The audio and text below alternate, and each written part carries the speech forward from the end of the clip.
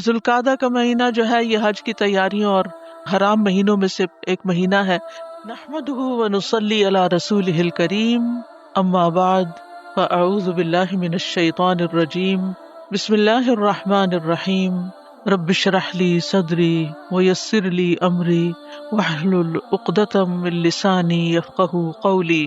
قرآن مجید میں اللہ سبحانہ وتعالیٰ فرماتے ہیں، قسم ہے فجر کی اور 10 راتوں کی اور جفت اور طاق کی اور رات کی جب وہ چلتی ہے، یقیناً اس میں عقل والے کے لیے بڑی قسم ہے۔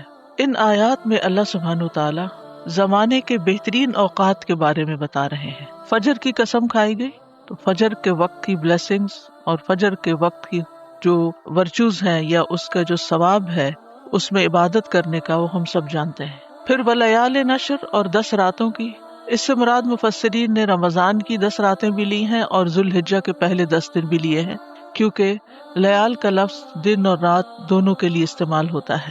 والشفع والوتر اور جفت اور طاق کی، جفت ایون اور طاق آڈ نمبر، تو طاق سے مراد 10 ذوالحجہ جس میں قربانی کی جاتی ہے، وہ بھی سال کے بہترین دنوں میں سے ایک دن ہے، اور وتر جو ہے وہ 9 ذوالحجہ جو عرفہ کا دن ہے، جس میں ایک دن کا روزہ رکھنا 2 سال کے گناہوں کو معاف کرنے کا باعث بنتا ہے۔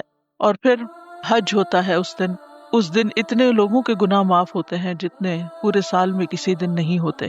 واللیل اذا یسر، رات جب چلتی ہے، یعنی رات کا آخری حصہ، تہجد کا وقت جو ہوتا ہے وہ رات کا بہترین حصہ ہوتا ہے۔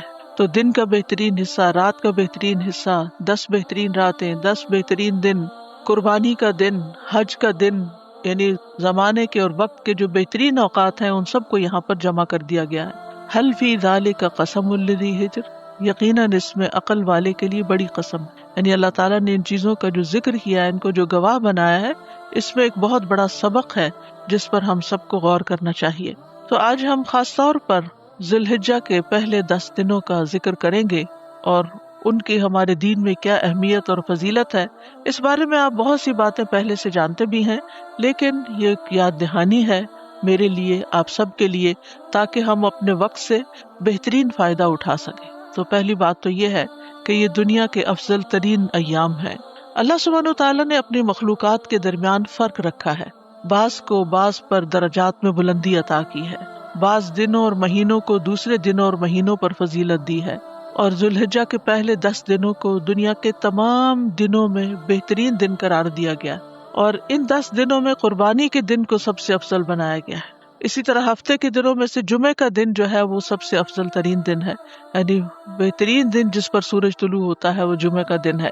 اور پھر راتوں میں سے رمضان کی راتیں جو آخری راتیں ہیں، اور ان میں سب سے افضل پھر لیلۃ القدر ہے، یعنی افضل میں سے بھی افضل کا ذکر کیا گیا ہے۔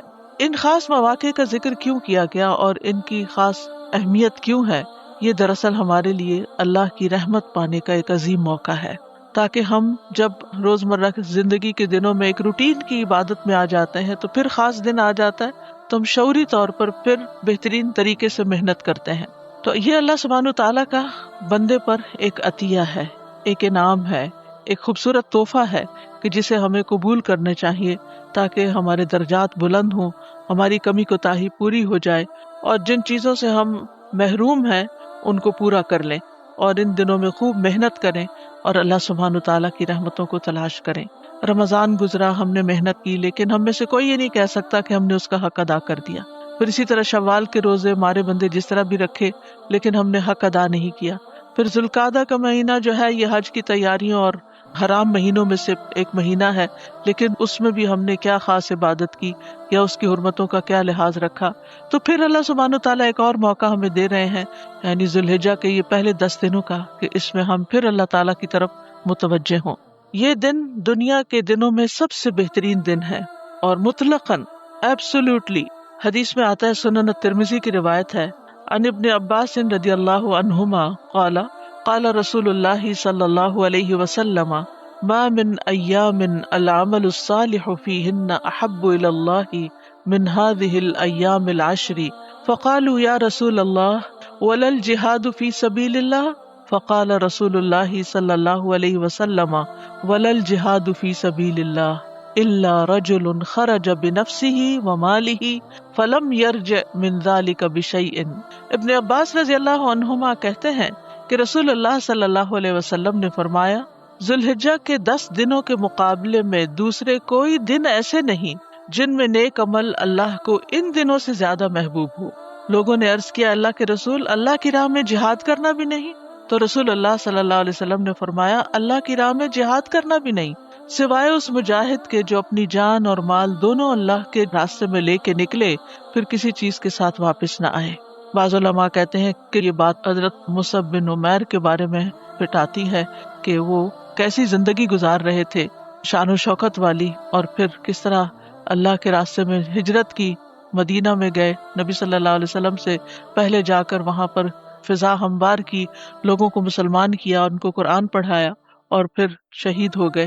اور جب ان کی شہادت ہوئی تو ان کے پاس اتنا بھی مال نہیں تھا کہ جس سے ان کو پراپرلی کفن دیا جا سکے۔ تو اتنا بڑا مقام اور اتنا بڑا درجہ کس کا ہو سکتا ہے؟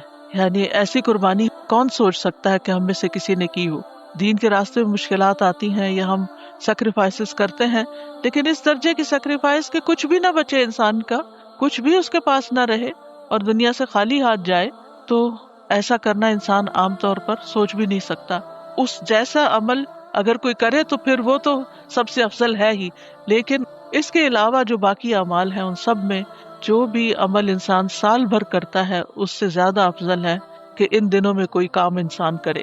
مسند احمد کی روایت میں آتا ہے ان النبی صلی اللہ علیہ وسلم انہ قال ما عمل افضل منہ فی هذه الایام یعنی الایام العشر۔ نبی صلی اللہ علیہ وسلم نے فرمایا، ان دنوں یعنی عشرہ ذوالحجہ میں کیے گئے عمل سے افضل کوئی عمل نہیں ہے۔ اسی طرح ان دنوں میں کیا گیا عمل سب سے پاکیزہ عمل ہے، افضل عمل بھی کہا گیا اور ازکا عمل بھی کہا گیا۔ صحیح ترغیب و ترہیب کی روایت میں ہے ما من عمل ازکا عند اللہ ولا اعظم اجرا من خیر یعملہ فی عشر الاضحی۔ نبی صلی اللہ علیہ وسلم نے فرمایا، اللہ کے نزدیک ذوالحجہ کے 10 دنوں میں نیک اعمال کرنا بہت زیادہ پاکیزگی اور بہت بڑے ثواب کا باعث ہے، لہٰذا تیار رہیں، کیونکہ جس کام کو کرنے کے لیے انسان پہلے سے تیاری شروع کر دیتا ہے، جب موقع آتا ہے تو پھر انسان اس کام کو آسانی سے کر لیتا ہے۔ تو ابھی سے پلاننگ شروع کر دیں تاکہ ہم ان دنوں کے اجر و ثواب سے محروم نہ رہیں۔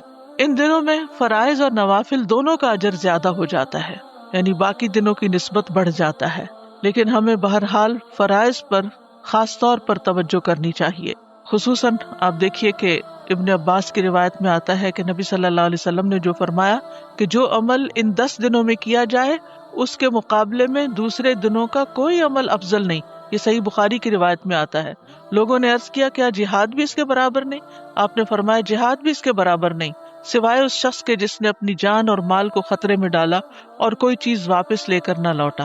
تو پھر ہمیں کوئی بھی کام ہو، فرض ہو یا نفل ہو، سبھی کی طرف توجہ دینی ہے، لیکن فرائض کی قیمت پر نہیں۔ بعض لوگ فرائض کو پھر چھوڑ کر صرف نفلی کاموں کے پیچھے لگ جاتے ہیں، تو وہ بھی درست نہیں۔ جب نوافل کا بھی ذکر کر دیا گیا تو اس کا مطلب یہ ہے کہ کوئی بھی کام جو ہم کریں گے، چاہے نماز ہے مثلاً، تو ان دنوں میں پڑھی جانے والی نماز کے فرض اور نفل جو ہیں وہ عام دنوں میں پڑھی جانے والی، یعنی سال بھر میں پڑھی جانے والی نمازوں کے فرض اور نفل سے افضل ہوگی۔ اسی طرح روزہ ہے، قرآن کی قرات ہے، ذکر ہے، دعا ہے، اللہ کی بارگاہ میں عاجزی اور تضرع کرنا، والدین کے ساتھ احسان کرنا، اگر زندہ ہے تب بھی اور اگر فوت ہو چکے ہیں تو ان کی طرف سے صدقہ خیرات کرنا، صلہ رحمی کرنا، لوگوں کی ضروریات پوری کرنا، بیماروں کی تیمارداری کرنا، جنازوں میں شرکت کرنا، یہ مردوں کے لیے، پڑوسیوں کے ساتھ حسن سلوک کرنا، کھانا کھلانا، اور وہ سارے نیک اعمال جن کا فائدہ دوسروں کو پہنچتا ہے، یعنی کسی بھی طرح ہم کسی دوسرے کو جو فائدہ پہنچاتے ہیں وہ سب اس میں شامل ہو جاتا ہے۔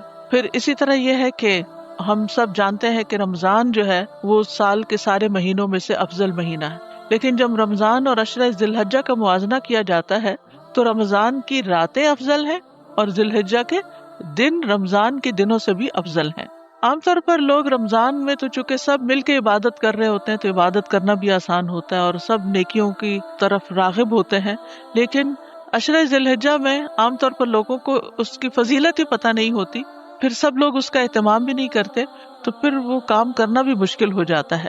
یہ 10 دن اس لیے بھی افضل ہیں، اس میں یوم النحر ہے، یوم العرفہ ہے، یوم الترویہ ہے. پھر اس لحاظ سے بھی افضل ہے کہ اس میں عظیم عبادات اکٹھی ہو جاتی ہیں. رمضان میں تو ہم جیسے روزہ رکھتے ہیں یا نماز پڑھتے ہیں یا صدقہ خیرات کرتے ہیں، قرآن کی تلاوت کرتے ہیں، لیکن عشر ذوالحجہ کی فضیلت یہ ہے کہ اس میں نماز، روزہ اور صدقہ خیرات کے علاوہ حج اور قربانی بھی شامل ہو جاتی. یعنی حج ہم رمضان میں نہیں کر سکتے، تو ان دنوں میں ہم روزہ بھی رکھ سکتے ہیں، حج بھی کر سکتے ہیں، زکوٰۃ بھی ادا کر سکتے ہیں جن کی ڈیو ہوتی ہے، اور نمازیں وغیرہ. تو یہ ساری عبادات ان 10 دنوں میں اکٹھی کی جا سکتی ہیں جو عظیم عبادات ہیں. پھر یہ ہے کہ اللہ سبحانہ تعالیٰ نے ان دنوں کی قسم کھائی ہے، اس وجہ سے بھی یہ دن جو ہے وہ افضل ہے. والفجر ولیال عشر. پھر اسی طرح قرآن مجید میں ایام معلومات کا ذکر آیا ہے، اور علماء کہتے ہیں کہ اس سے مراد بھی یہی دن ہے. یعنی ان 10 دنوں کی فضیلت یہ ہے کہ اس میں انسان اللہ تعالیٰ کے دیے ہوئے جانوروں پر اللہ کا ذکر کر کے قربانی کرتا ہے. سورۃ الحج میں آتا ہے لیشہدوا منافع لہم ویذکروا اسم اللہ فی ایام معلومات علی ما رزقہم من بہیمۃ الانعام، تاکہ وہ اپنے بہت سے فائدوں میں حاضر ہوں، یعنی حج کے موقع پر، اور چند معلوم دنوں میں ان پالتو چھپاؤں پر اللہ کا نام ذکر کریں جو اس نے انہیں دیے ہیں. سو ان میں سے کھاؤ اور تنگ دست محتاج کو بھی کھلاؤ. اور جمہور علماء اور اکثر مفسرین کے مطابق یہ ایام معلومات جو ہیں اس سے مراد ذوالحجہ کے پہلے 10 دن ہیں. پھر اسی طرح یہ ہے کہ حج کے جو مہینے ہیں ان کا خاتمہ ان ایام میں ہوتا ہے. حج کے مہینے الحج اشہر معلومات، تو اس میں شوال، ذی القعدہ اور ذی الحجہ آتا ہے. تو ذی الحجہ کے یہ 10 دن اس میں شامل ہیں. ایام معلومات، اشہر معلومات، افضل دن، یہ ساری خوبیاں جو ہیں انہی دنوں کے ساتھ ہیں.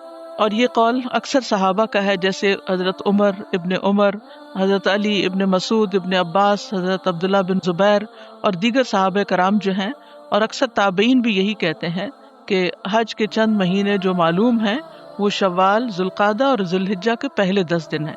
پھر یہ ہے کہ ان دنوں میں ایک عظیم دن آتا ہے جس کو یوم عرفہ کہا جاتا ہے، اور یہ دن دین کی تکمیل کا دن بھی ہے.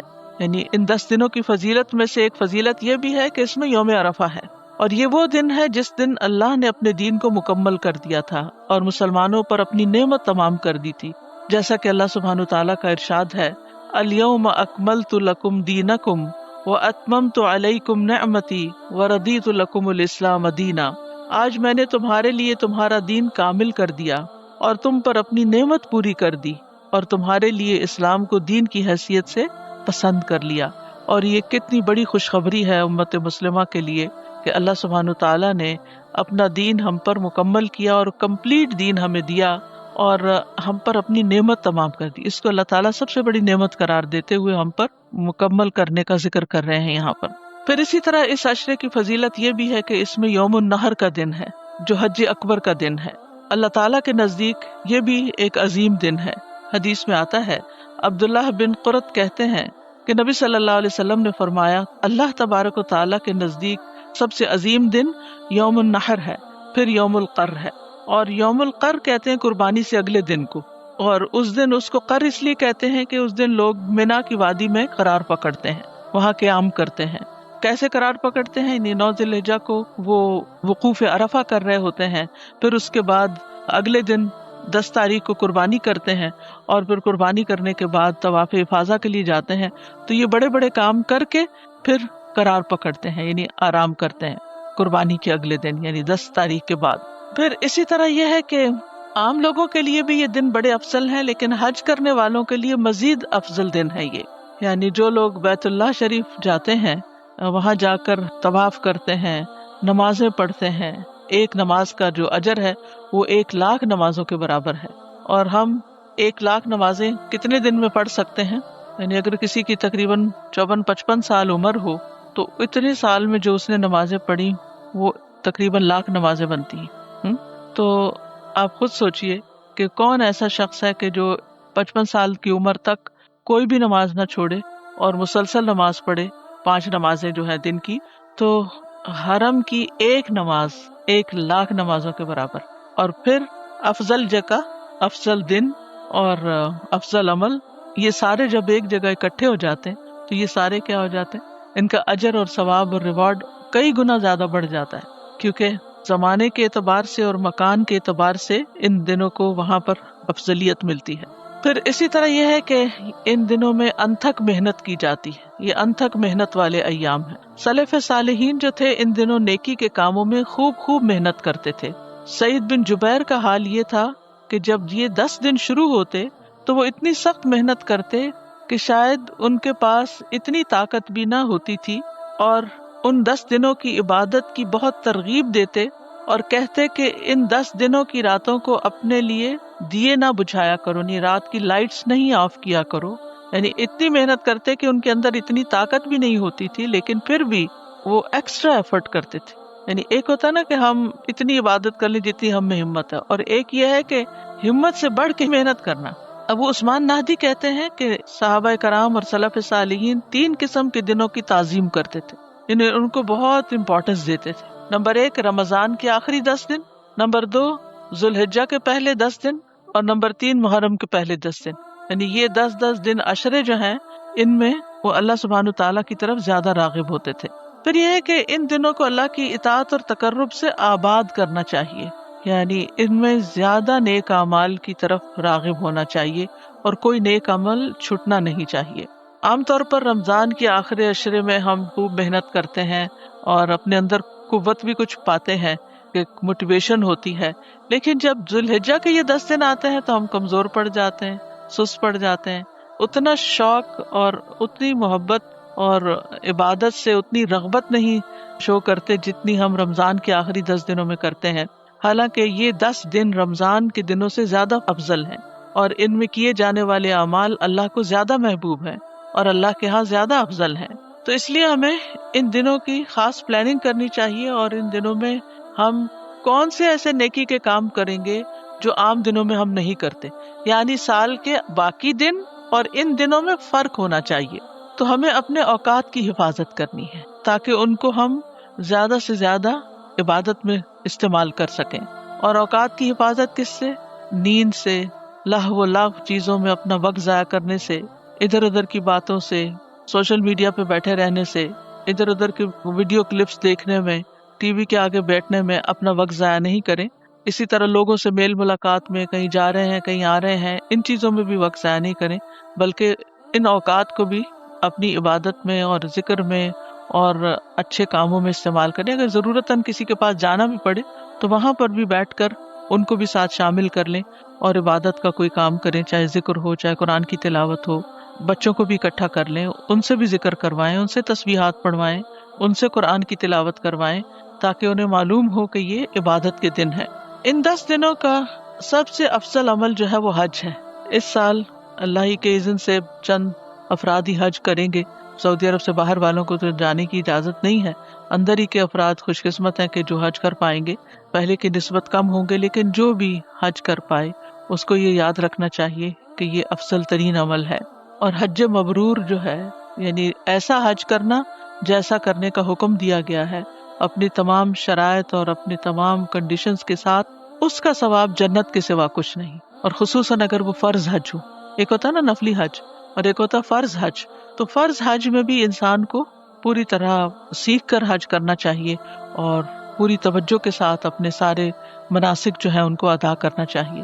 ابو ہریرہ کہتے ہیں کہ رسول اللہ صلی اللہ علیہ وسلم نے فرمایا، ایک عمرہ دوسرے عمرے تک ان گناہوں کا کفارہ ہے جو ان کے درمیان کیے گئے ہوں، اور حج مبرور کی جزا تو جنت ہے۔ حج مبرور کی جزا تو جنت ہے۔ تو حج کے موقع پر انسان ایک طرف اپنے فرائض ادا کرے، دوسری طرف ہر طرح کے حرام کاموں سے بچے، لوگوں کے ساتھ بھلائی کرے، سلام کرے، کھانا کھلائے، اللہ کا ذکر کثرت سے کرے۔ بہترین حج وہ ہوتا ہے جس میں عج اور سج ہو، یعنی تلبیہ کو بلند آواز سے پڑھا جائے اور جانور کو ہانک کر لے جایا جائے، یعنی قربانی کی جائے۔ ان دنوں میں کثرت سے اللہ کا ذکر کرنا چاہیے، کھڑے بیٹھے لیٹے، سواری پر، چلتے ہوئے، کام کاج کرتے ہوئے، تمام حالات میں، اور ان میں بھی خاص طور پر کثرت سے تحلیل، تکبیر اور تحمید۔ ابن عمر کہتے ہیں نبی صلی اللہ علیہ وسلم نے فرمایا، کوئی دن اللہ کے ہاں ان 10 دنوں سے زیادہ عظمت والا نہیں، اور نہ ہی کسی دن کا عمل اللہ کو ان 10 دنوں کے عمل سے زیادہ محبوب ہے۔ بس تم ان 10 دنوں میں کثرت سے تحلیل یعنی لا الہ الا اللہ، تکبیر، اللہ اکبر، اور تحمید الحمدللہ کہو. تو ہمیں زیادہ سے زیادہ ان کلمات کو ان دنوں میں پڑھنا چاہیے، یہ ذکر زیادہ کرنا چاہیے. جیسے تکبیرات ہیں، یا پھر ایک اور روایت میں تسبیح، تحلیل اور تکبیر کا بھی ذکر آتا ہے، کیونکہ حاجیوں کے کرنے کے کاموں میں بھی کیا بتایا گیا، وَيَذْكُرُ اسْمَ اللَّهِ فِي أَيَّامٍ مَّعْلُومَاتٍ عَلَىٰ مَا رَزَقَهُم مِّن بَهِيمَةِ الْأَنْعَامِ، اور چند معلوم دنوں میں ان پالتو چوپاؤں پر اللہ کا نام ذکر کریں جو اس نے انہیں دیے، یعنی قربانی کرتے ہوئے بھی اللہ کا نام لیا جائے. اور یہ جو تسبیح، تحلیل اور تکبیر ہے، اس کی فضیلت آپ سب جانتے ہیں کہ یہ اللہ اور اس کے رسول کے محبوب کلمات ہیں، باقی رہنے والی نیکیاں ہیں. ان کو بکثرت پڑھنا چاہیے، یہ جنت کی کاشتکاری ہے. نبی صلی اللہ علیہ وسلم کو بھی یہی کلمات ہر اس چیز سے زیادہ محبوب ہیں جس پر سورج طلوع ہوتا ہے. اور پھر یہ کہ آپ دل میں بھی پڑھ سکتے ہیں اور بلند آواز سے بھی پڑھ سکتے ہیں. سبحان اللہ والحمد للہ ولا الہ الا اللہ واللہ اکبر. بآواز بلند کرنے کا فائدہ کیا ہوگا کہ جو لوگ بھولے ہوئے ہیں اس ذکر کو وہ بھی یاد کر لیں گے. تو کھڑے ہیں، بیٹھے ہیں، سوار ہیں، پیدل جا رہے ہیں، مسجد میں ہیں، سڑکوں پر ہیں، راستوں اور بازاروں میں ہیں، کام کاج کی جگہوں میں ہیں. یہ خواتین کے لیے، مردوں کے لیے ہے، لیکن یہ ہے کہ ظاہر ہے آپ کے بیٹے بھی ہیں، بھائی بھی ہیں، شوہر بھی ہیں، ان کو بھی آپ یاد دہانی کروا سکتے ہیں. اور اسی طرح یہ کہ خواتین گھر میں اپنا کام کاج کرتے ہوئے بعض اوقات گنگناتی رہتی ہیں، تو اس سے بہتر ہے کہ یہ والی تسبیحات پڑھیں. اور تکبیرات کو عام کریں، خاص طور پر یعنی مختلف مجالس میں بآواز بلند تکبیرات پڑھی جائیں، جیسے چلا کے پڑھنا ہوتا ہے نا، اونچا کر کے پڑھنا، تو اس طرح. اور اس کے لیے ایک عملی نمونہ بننا چاہیے انسان کو. اور اگر آپ کے لیے خود پڑھنا مشکل ہو تو آپ گھر میں پلے بھی کر سکتے ہیں تکبیرات کو. یوٹیوب پر تکبیرات آپ کو مل جائیں گی مختلف طرح کی، اور ان کو آپ چلا دیں تو بچوں کے، بڑوں کے، سب کے کانوں میں پڑتی رہے گی اور وہ آٹومیٹیکلی انہیں دہرانے لگیں گے. سلف صالحین جو تھے وہ کثرت سے تکبیرات پڑھتے تھے.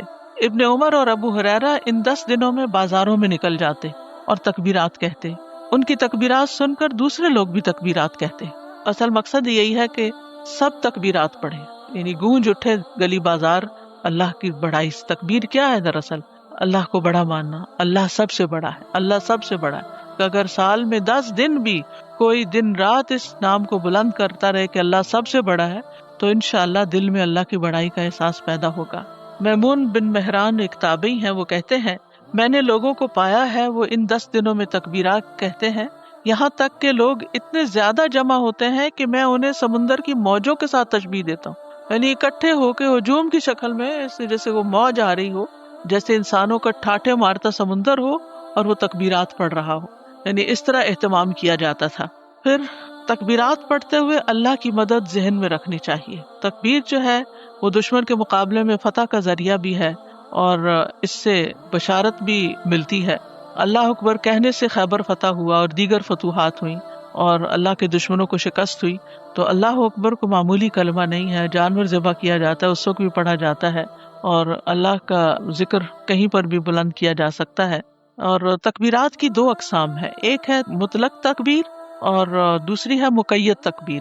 ٹھیک ہے.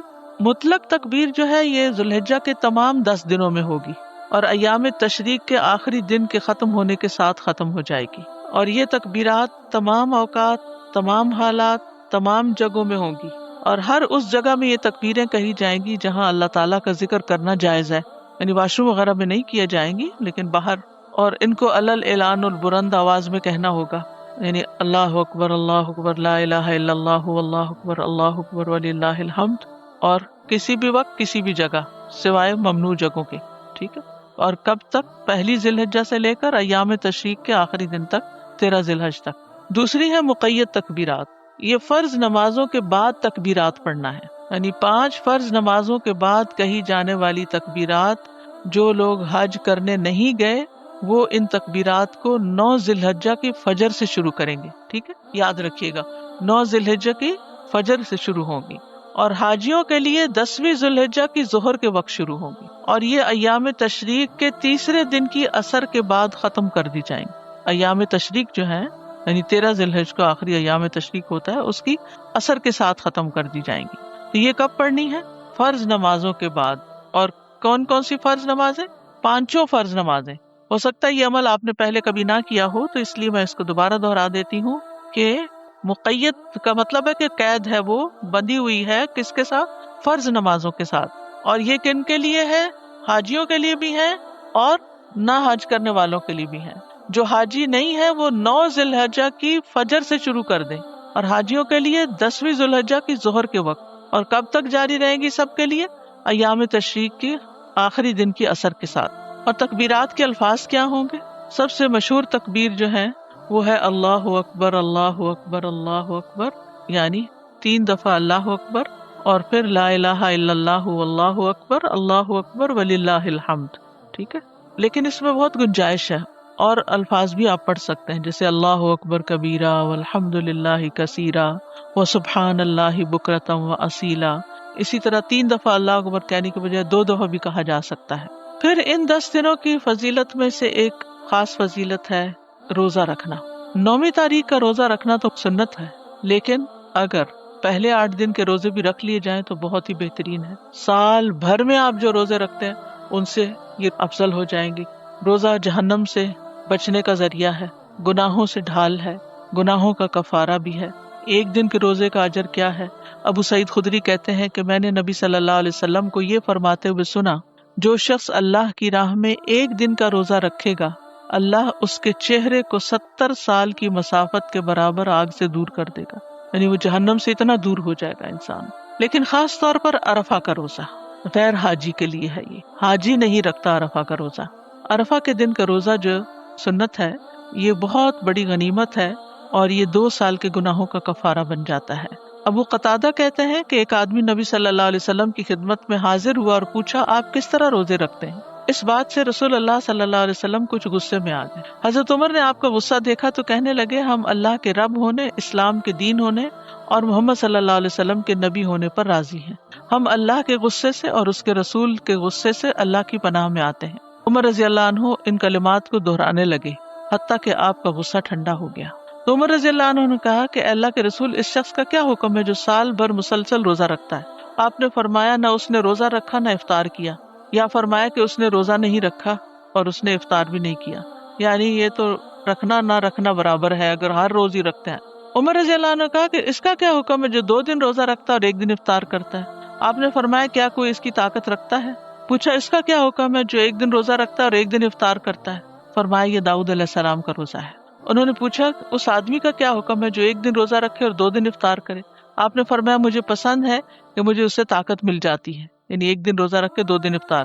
پھر رسول اللہ صلی اللہ علیہ وسلم نے فرمایا، ہر مہینے کے 3 روزے اور 1 رمضان کے روزوں سے لے کر دوسرے رمضان کے روزے، یہ عمل سارے سال کے روزوں کے برابر ہے. یعنی اگر کوئی شخص رمضان سے رمضان تک ہر مہینے 3 روزے رکھتا ہے تو گویا وہ پورا سال روزے سے رہا. اور عرفہ کے دن کا روزہ میں اللہ سے امید رکھتا ہوں کہ پچھلے سال کے گناہوں کا کفارہ بن جائے گا اور اگلے سال کے گناہوں کا بھی. اور یوم عاشورہ کا روزہ میں اللہ سے امید رکھتا ہوں پچھلے سال کے گناہوں کا کفارہ بن جائے گا.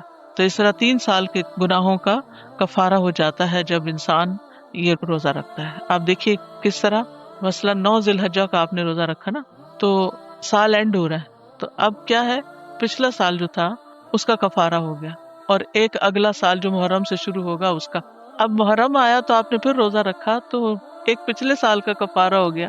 یعنی آپ 1441 کی ذی الحجہ میں روزہ رکھ رہے ہیں عرفہ کا، ٹھیک ہے، تو اس سے آپ کے پچھلے سال کے گناہ اور اگلے سال کے گناہ معاف ہو گئے. 1440 کے بھی ہو گئے اور 1442 کے بھی ہو گئے. ٹھیک ہے، اب جب محرم آئے گا تو پچھلے 1 سال کے گناہ معاف ہو جائیں گے. تو وہ کون سے ہو جائیں گے؟ 1441 کے. تو اس طرح 1440 کے گناہ بھی معاف ہو گئے، 41 کے بھی ہو گئے اور 42 کے بھی ہو گئے. کتنا اجر ہے، کتنا فائدہ ہے ان روزوں کے رکھنے کا. تھوڑی سی ہمت، تھوڑی سی محنت، تھوڑی سی پلاننگ. پھر یہ کہ 9 ذی الحجہ کا روزہ رکھنا ہو تو نیت رات سے ہی کر لینی چاہیے، ٹھیک ہے، تاکہ کامل اجر مل جائے اور اس میں کوئی کمی نہ ہو. پھر گھر والوں کو بھی اس دن کا روزہ رکھوانا چاہیے، اپنے اہل و عیال کو، اپنے بچوں کو. سعید بن جبیر کہا کرتے تھے کہ اپنے غلاموں کو بھی جگا دیا کرو کہ وہ یوم عرفہ کا روزہ رکھ لیں. اور پھر نیت کیا ہونی چاہیے کہ اللہ تعالیٰ اس سے میرے گناہ معاف کر دے. جب 9ویں ذی الحجہ کا سورج غروب ہو تو گناہوں کا سورج بھی غروب ہو جائے. پھر یہ ہے کہ ان 10 دنوں میں اللہ سے تجارت کریں. اور نفع بخش تجارت کیا ہے؟ قرآن پڑھنا، قرآن کا فہم حاصل کرنا. یعنی ان 10 دنوں میں کامیاب نفع بخش تجارت قرآن کو فہم کے ساتھ مکمل کرنا، کیونکہ اللہ ہر ایک حرف کے بدلے میں ایک نیکی عطا کرتا ہے اور پھر اس کو 10 گنا بڑھا دیتا ہے اور 10 کے بعد بھی اضافہ فرماتا ہے۔ ان دنوں میں باقی دنوں کی نسبت سے زیادہ یقینی طور پر ایسا ہوتا ہے، تو کوشش کی جائے کہ ان دنوں میں ایک قرآن مکمل کر لیا جائے، کیونکہ سورۃ فاتر میں آتا ہے نا کہ جو قرآن کی تلاوت کرتے ہیں وہ ایسی تجارت کرتے ہیں کہ جس میں کوئی گھاٹا نہیں، یرجون تجارتا لن تبور۔ پھر اسی طرح تہجد کی نماز کا اہتمام، کیونکہ فرض نماز کے بعد افضل ترین نماز ہے، فرض نماز کے بعد افضل ترین نماز ہے، اور مسلمان کو صرف رمضان میں ہی تراویح نہیں پڑھنی چاہیے بلکہ ان 10 دنوں کے قیام اللیل کی بھی محنت کرنی چاہیے۔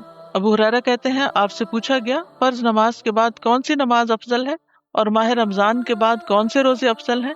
آپ نے فرمایا فرض نماز کے بعد سب سے افضل نماز آدھی رات کی نماز ہے، اور رمضان کے مہینے کے بعد سب سے افضل روزے اللہ کے مہینے محرم کے روزے ہیں۔ پھر نیکسٹ ہے رات کے آخری پہر میں دعاؤں اور استغفارات کا اہتمام۔ یہ اگر آپ تہجد کے لیے اٹھیں گے تو اس وقت دعائیں بھی قبول ہوتی ہیں اور استغفار بھی۔ والمستغفرین بالاسحار قرآن مجید میں آتا ہے سورۃ آل عمران میں کہ وہ رات کے آخری حصے میں استغفار کرنے والے ہیں۔